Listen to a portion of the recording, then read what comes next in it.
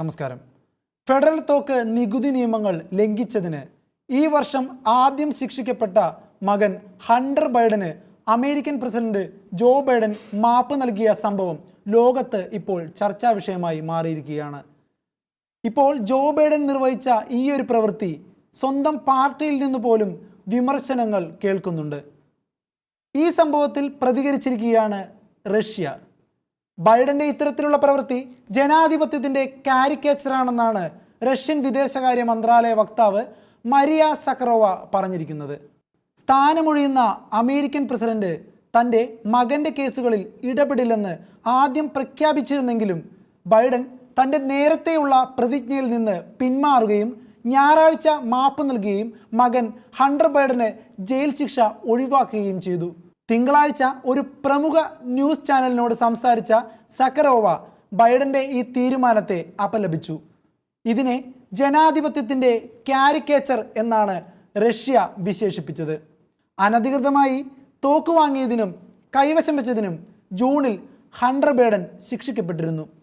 2018 Hunter Biden federal തോക്ക് വാങ്ങുന്നതുമായി ബന്ധപ്പെട്ട ഒരു പത്രികയിൽ മയക്കുമരുന്നിൻ്റെ ഉപയോഗത്തെക്കുറിച്ച് കള്ളം പറഞ്ഞുവെന്നതാണ് അദ്ദേഹത്തിനെതിരെയുള്ള പ്രധാനമായ കുറ്റം.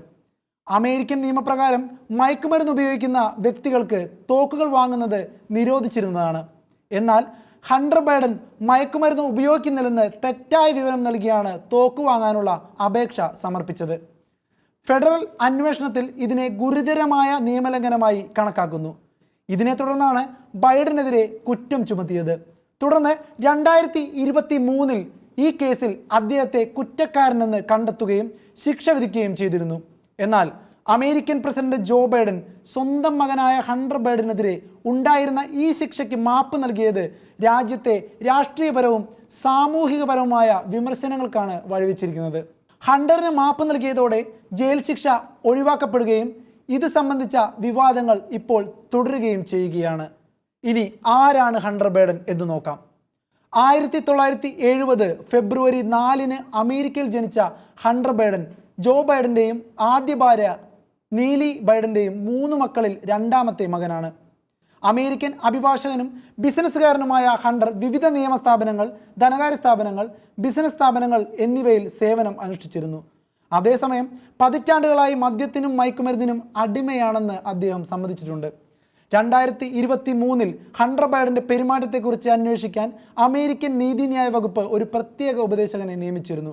അടുത്ത വർഷം 2018 മയക്കുമരുന്ന് ഉപയോഗിക്കുന്നതിനിടെ തോക്ക് വാങ്ങുന്നതുമായി ബന്ധപ്പെട്ട 3 ഫെഡറൽ കുറ്റങ്ങൾ ആരോപിക്കപ്പെട്ട് അദ്ദേഹം ശിക്ഷിക്കപ്പെടുകയായിരുന്നു.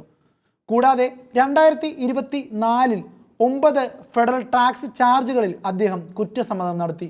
എന്നാൽ കഴിഞ്ഞ ദിവസം ഹണ്ടർ ബൈഡന് പിതാവ് സാക്ഷാൽ ജോ ബൈഡൻ മാപ്പ് നൽകി അദ്ദേഹത്തെ പുറത്ത് എത്തിച്ചിരിക്കുകയാണ്.